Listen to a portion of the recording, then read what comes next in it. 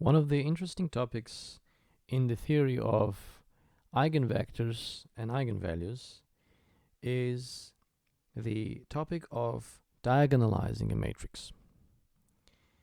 In this video, we're going to explain what the topic is about. Suppose we have a matrix A, which we assume to be a square matrix. For example's sake, let's say that A is a 2 by 2 matrix given by the entries 1, 2, 3, and 4.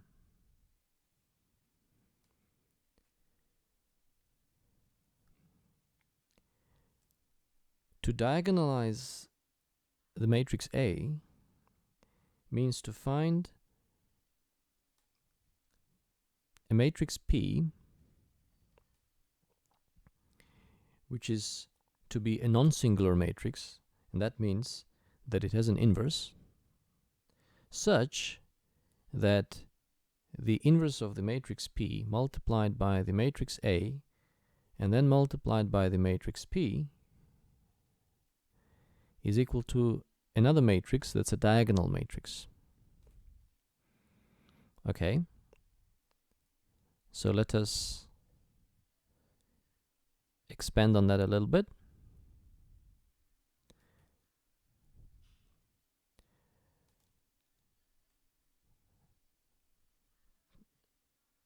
To diagonalize A,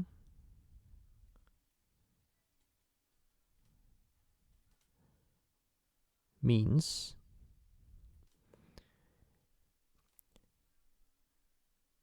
to do three things. One, find a matrix P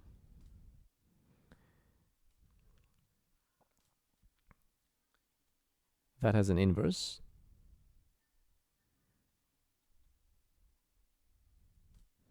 Second, find a diagonal matrix D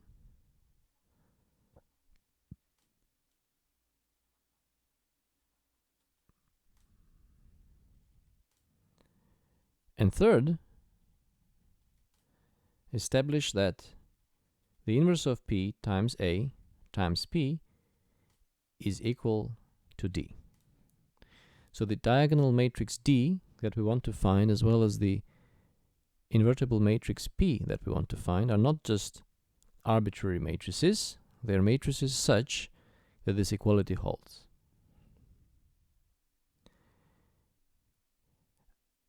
Similarly, diagonalization of a matrix is the process of finding the P and the D and arriving to the final formula, which is this formula where the P and the D have been specified. So I'm stressing on the definition to make it clear that diagonalizing matrix is not only finding the corresponding diagonal matrix, but also finding the matrix P that allows the equality to hold. And it may happen that there are several such matrices P or D that satisfy this equality. In fact, if we diagonalize a matrix A and get a diagonal matrix as a result, and then we swap around its columns, that will be another diagonal matrix that still fits this equality with a different P. Now, a diagonalizing matrix means finding at least one such D and at least one such P that fit into the equation. And later on, when you study the problem of diagonalization, you will discover that once you know one diagonal matrix D that fits into the solution, you can also determine all the others using that.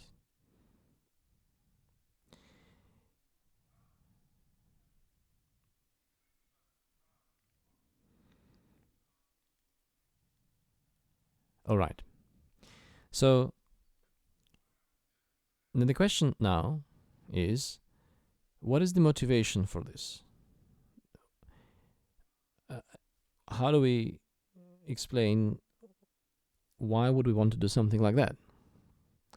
Well, as it is usual with various mathematical topics, there is purely mathematical motivation that gives somehow a sense of why something like this could be seen as a beautiful mathematical fact. And then there is also a motivation in terms of applications, various problems in whose solutions the topic could be of relevance. The application motivations is a topic for a separate discussion. I'm going to talk now about one mathematical motivation for this question, which also could intuitively suggest to you what does the question ask, not in terms of matrices and the formulas, but more in terms of more intuitive mathematical objects. And what I have in mind here specifically is thinking of matrices as linear maps. In the example of this 2 by 2 matrix that we are given, we can think of a 2 by 2 matrix as a linear map mapping vectors in R squared to vectors in R squared. Specifically, let's see what does this linear map do as a mapping. Now, to see what the effect of the linear map is on vectors, it is sufficient to know what is the effect on the unit vectors. Why is that so? Well, because the linear map is linear, and that means that it preserves linear combinations. Now, any vector in R squared can be presented as a linear combination of the unit vectors. And then the linear map will preserve that combination. So if we know what the values of the linear map are on these two unit vectors that form the basis of this space, then we will know its values on arbitrary vectors. And what I just said here can be also demonstrated by the following equality, where we're going to still continue working with the example when A was a 2 by 2 matrix. So if I want to evaluate the linear map at a certain vector given by coordinates x, y, I just have to multiply that vector by the matrix A. But then the column xy can be decomposed as x times column 1, 0 plus y times column 0, 1. So that's the decomposition of this vector as a linear combination of the basis vectors. Since the matrix multiplication preserves linear combinations, we are going to have this equal to x times a times 1, 0 plus y times a times 0, 1.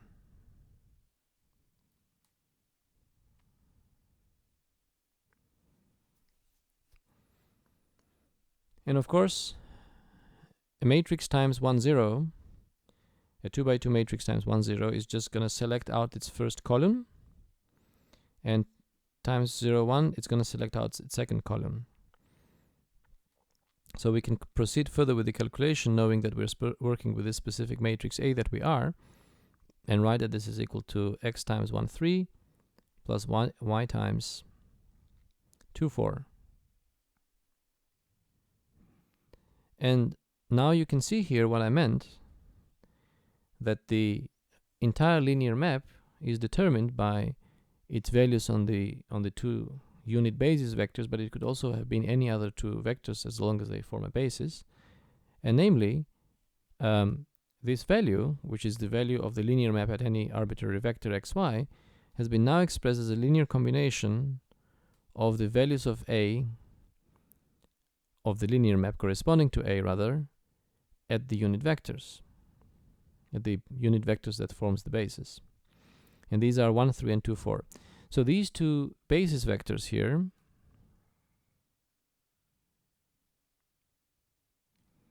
maybe I will move this a little bit to the right so we can fit everything in one screen. Should have calculated that earlier. I'm sorry about the mismatch with the screen size. There we go. I think it's a bit better now. So, as we can see from this calculation, the matrix A is going to carry the unit vector on the x-axis to 1, 3. So that's more or less here. And the unit vector on the y-axis to 2, 4. So that's here. You see also it swaps around the order, right? So these two vectors by that matrix will transform to these two vectors in the swapped around order. And what about all the others? Well, any other, as we showed in this calculation, will be linear combination. And so the linear combination will be preserved, and then we'll gonna take corresponding linear combination here. Okay, for example, if now I take a blue vector here, which is 2 times each of these vectors, and then add it up, I want to imitate that linear combination on this side, so I will stretch the 2 vectors by factor 2, and then add them by the parallelogram rule, and then I end up getting somewhere there, and that's going to be the corresponding vector after we apply the linear map to the blue vector we started with. But now that makes the picture quite clumsy, so I'm going to remove that from the picture. I just showed here on the picture the same thing that we did on the calculation side. Okay, so let's go back to what we were talking about. Namely, we wanted to explain the intuition behind diagonalization. Now, to do that, I reminded you that a matrix can be seen as a linear map. And then I also reminded you that the linear map amounts to the values at the basis vectors. And these are given by the orange vectors, keeping in mind the order. And now, as we can see here, what happened with the white basis vectors when they were mapped to the orange vectors is that the angle between them changed, right? And also, the unit vectors are no longer the unit vectors on the other side, so the unit vectors got mapped to vectors that are not unit vectors anymore. So, deformation happened in 2 ways. On one hand, the vectors got stretched, and on the other hand, their angle changed, the angle between them. Now, wouldn't it be nice if that didn't happen? Imagine we have a matrix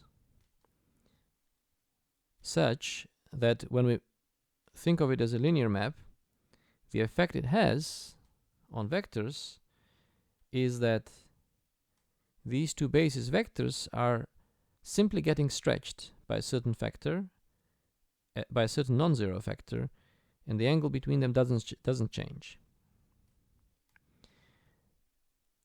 Of course, that means that the matrix, so let's call this matrix B. Maybe I'm not gonna give a name to the matrix yet. That means that the first column of the matrix, remember how the first column of the matrix A was the value of the linear map at the first basis vector. So the first column of this matrix is going to be the vector that describes this orange vector, but since it lies on the x-axis, the y component is going to be 0, and the x component is going to be a certain number. I'm going to call it lambda 1. on the other hand, for the second column, it's going to be a vector lying on the y-axis, so the x component is 0, and the y component is going to be a certain number, lambda 2. So in other words, we are going to have a diagonal matrix. What does that mean? Well, that means that if my transformation is nice enough that it doesn't change the angle between the vectors, at least between the basis vectors, it only stretches them, then such a matrix, such a transformation is described by a matrix that's a diagonal matrix. And that's quite nice because, first of all, computations will be nicer. It's easier to multiply other matrices with diagonal matrix than it is with when you multiply with non-diagonal matrix. And also, secondly, we have a very good sense of geometrically what's going on with the linear map when it's described by a diagonal matrix.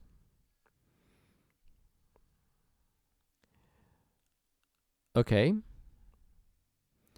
Since it is nice to have our linear map described by a diagonal matrix, when we don't have that, like in the case of this matrix A, we can't have here, the matrix A is not a diagonal matrix. What we ask ourselves is, maybe it is possible to change the coordinate system in such a way that with respect to the new coordinate system, the linear map will be described by a diagonal matrix. So the coordinate system we used here, in other words, the two bases we used here, these two bases were such that the angle between them changed, right? So then, because the angle between the basis vectors changed, that's why the matrix wasn't diagonal matrix. Here, on the other hand, the angle between the vectors didn't change. And so that was the responsible thing for the matrix being diagonal matrix. So maybe we can choose a different basis here. I'm going to use green color for that. So maybe, I'm just guessing for now, maybe it's possible to find, let's say, two vectors like this.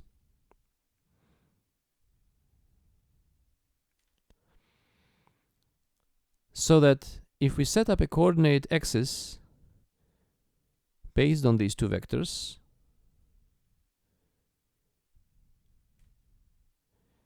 then, of course, we want to set it up on both sides. And then now that we changed our coordinate system, we are going to be changing the matrix that describes it with respect to the new coordinate system. And so wouldn't it be nice that we choose the coordinate system in such a way that the matrix that describes now the same linear map will turn out to be a diagonal matrix?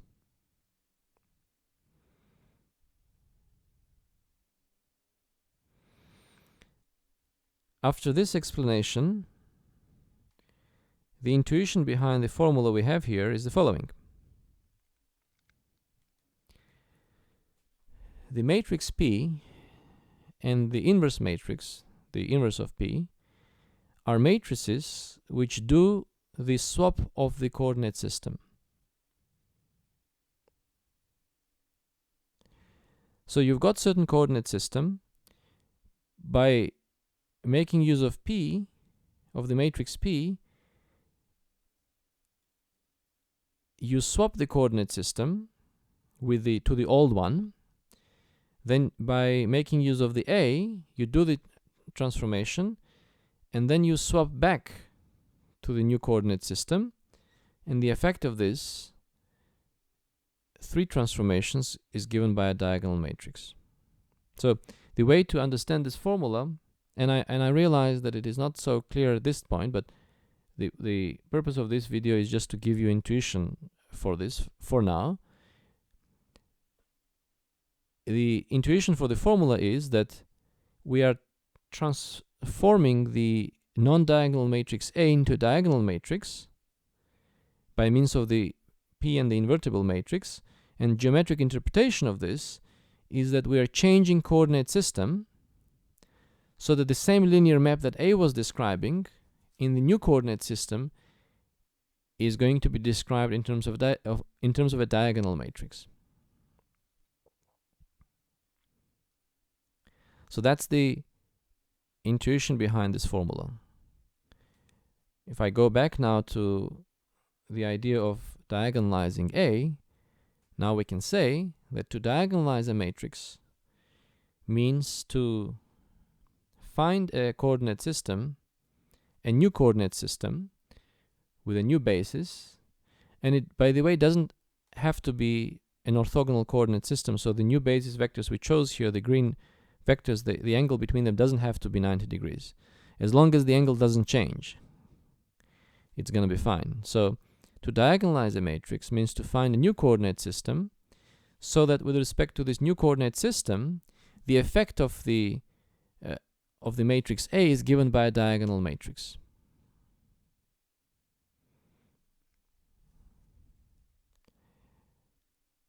So that's what diagonalization means, and algebraically, what I just described now, algebraically, can be expressed as this law. Why this geometric interpretation corresponds to this algebraic interpretation, that's something for us to discuss separately.